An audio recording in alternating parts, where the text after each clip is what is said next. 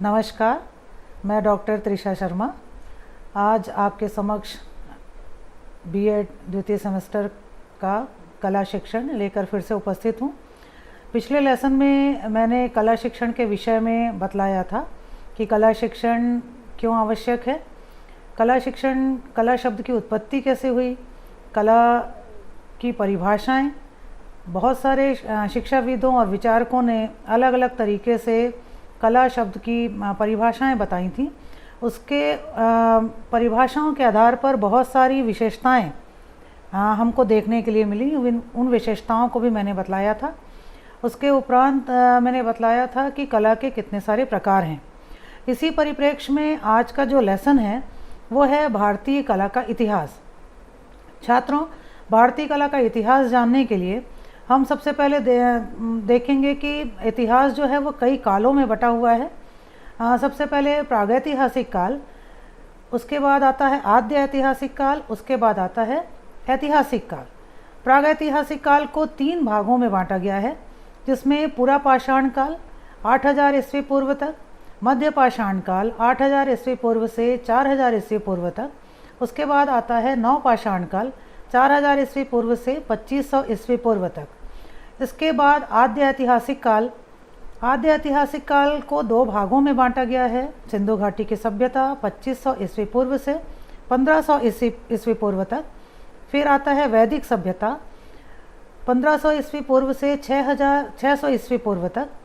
वैदिक सभ्यता को 2 कालों में बांटा गया है, ऋग्वैदिक काल और उत्तर वैदिक काल। ऋग्वैदिक काल का समय है 1500 ईस्वी पूर्व से 1000 ईस्वी पूर्व तक। उत्तर वैदिक काल 1000 ईस्वी पूर्व से 600 ईस्वी पूर्व तक। उसके बाद हम आ जाते हैं ऐतिहासिक काल की ओर, जिसमें प्राचीन भारत का इतिहास, मध्य भारत का इतिहास और आधुनिक भारत का इतिहास, ये सारे हमारे भारतीय काल हैं। अब इन कालों में भारतीय कला प्राचीन काल से लेकर आधुनिक काल तक भारतीय कला किस प्रकार से समृद्ध हुई, भारतीय कला कैसे शुरुआत हुई कला की, उसके बाद इसने कैसे कैसे आगे बढ़ते हुए हमको बहुत सी अच्छी अच्छी चीज़ों, वास्तुकला, मूर्तिकला के संदर्भ में हम किस प्रकार से सुसंस्कृत होते गए और किस प्रकार से हमने आगे जा कर के बहुत से सांस्कृतिक धरोहर जो हैं उनको हमने भारत में पाया है। तो इस प्रकार से काल को हम देखेंगे। कला मानव जीवन की अभिव्यक्ति है। भर्तृहरि ने नीति दशक में लिखा है, साहित्य संगीत कला विहीनः साक्षाल पशुः पुच्छ दिशाहीनः त्रिडन्न खदान्नपि जीवमान स्तद भागधेयम परमशु नामः। अर्थात जो मनुष्य साहित्य, संगीत व कला से विहीन है वे पूंछ और सींग से विहीन पशु ही है। कला लोगों की संस्कृति की एक मूल्यवान विरासत है। जब कोई कला की बात करता है तो आमतौर पर उसका अभिप्राय दृष्टिमूलक कला से होता है। विद्वानों का मानना है कि भारतीय कला धर्म से प्रेरित हुई। हो सकता है कलाकारों और हस्तशिल्पियों ने धर्माचार्यों के निर्देशानुसार काम किया हो, पर स्वयं को अभिव्यक्त करते समय उन्होंने संसार को जैसा देखा वैसा ही दिखाया। कला किसी भी संस्कृति एवं विचारधारा का प्रतीक है, उसकी पहचान है। भारतीय संस्कृति में कला की समृद्ध विरासत रही है। वह सत्यम, शिवम, सुंदरम के आदर्श पर आधारित है। भारतीय कला की अत्यंत विपुल एवं व्यापक विरासत रही है जो विश्व में बेजोड़ है। भारतीय कलाओं की विरासत संस्कृत की तरह प्राचीन है तथा विविधताओं से भरी है। उनमें गतिशीलता है, विविधता है व अनुपम है। भारतीय कला अपनी प्राचीनता तथा विविधता के लिए विख्यात रही है। आज जिस रूप में कला शब्द अत्यंत व्यापक और बहुअर्थी हो गया है, प्राचीन काल में उसका एक छोटा सा अंश भी नहीं था। यदि ऐतिहासिक काल को छोड़ दें और प्रागैतिहासिक काल की बात करें तो विभिन्न नदियों की घाटियों में पुरातत्वविदों को खुदाई में मिले असंख्य पाषाण उपकरण भारत के आदि मनुष्यों की कलात्मक प्रवृत्तियों के साक्षात प्रमाण हैं। पत्थर के टुकड़े को विभिन्न तकनीकों से उनके उपयोग करने के विभिन्न प्रयोजनों के अनुरूप स्वरूप प्रदान किया जाता था। हस्त कुल्हाड़ी, खुरचनी, छिद्रक, तक्षिणियाँ तथा बेधक आदि पाषाण उपकरण सिर्फ उपयोगिता की दृष्टि से महत्वपूर्ण नहीं थे, बल्कि उनका कलात्मक पक्ष भी था। जैसे जैसे मनुष्य सभ्य होता गया, उसकी जीवन शैली के साथ साथ उसका कला पक्ष भी मजबूत होता गया। जहाँ एक ओर मृदभांड, भवन तथा अन्य उपयोगी सामानों के निर्माण में वृद्धि हुई, वहीं पर दूसरी ओर आभूषण, मूर्तिकला, मुहर निर्माण, गुफा चित्रकारी आदि का भी विकास होता गया। इस चित्र के माध्यम से हम देख सकते हैं कि किस प्रकार से कुल्हाड़ी, उस समय हाथ से बनी हुई कुल्हाड़ी महापाषाणकालीन मानव के द्वारा बनाई गई थी और किस प्रकार से वो इनका इस्तेमाल करके शिकार करते थे, आत्मरक्षा करते थे। तो ये सारे और ये जो नवपाषाणकालीन औजार व उपकरण हैं, इनके आधार पर हम देख सकते हैं इसमें मृदभांड भी दिखाई दे रहे हैं, जिससे वे अपना जीवन यापन करते थे। भारत के उत्तर पश्चिमी भाग में विकसित सैंधव सभ्यता या हड़प्पा सभ्यता भारत के इतिहास के प्रारंभिक काल में ही कला की परिपक्वता का साक्षात प्रमाण है। खुदाई में लगभग 1000 केंद्रों से प्राप्त इस सभ्यता के अवशेषों में अनेक ऐसे तथ्य सामने आए हैं जिनको देखकर मन यह मानने को बाध्य हो जाता है कि हमारे पूर्वज सचमुच उच्च कोटि के कलाकार थे। चित्र में हम हड़प्पा सभ्यता की नगर योजना देख सकते हैं और यहाँ पर हम उनकी चित्रकारी देख सकते हैं, चित्रकला जो उन्होंने, भित्ति चित्र है जो उन्होंने बनाए हैं सैंधवकालीन मनुष्यों ने। ऐतिहासिक काल में भारतीय कला में और भी परिपक्वता आई। मौर्य काल, कुषाण काल, फिर गुप्त काल में भारतीय कला निरंतर प्रगति करती है।